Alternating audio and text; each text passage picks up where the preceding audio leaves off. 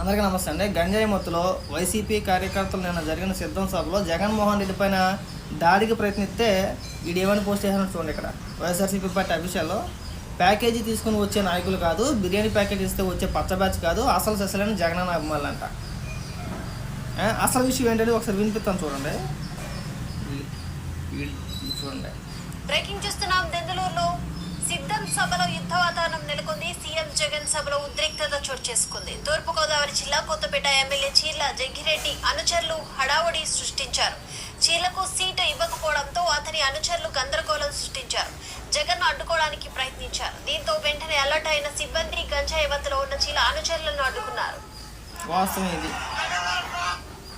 Cheerla జగ్గిరెడ్డికి ticket ఇవ్వలేదని చెప్పేసి గంజాయి మత్తులో జగన్మోహన్ రెడ్డిపై దాడికి వాళ్ళు ప్రయత్నిస్తే వీళ్ళు మా అభిమానులు చూసావా ఏ రేంజ్లో ఉన్నారో, జగన్మోహన్ రెడ్డి ఫ్యాన్ ఇచ్చేస్తారని చెప్పని పోస్ట్ చేసుకుంటారంటే ఇంకేమని మాట్లాడాలి.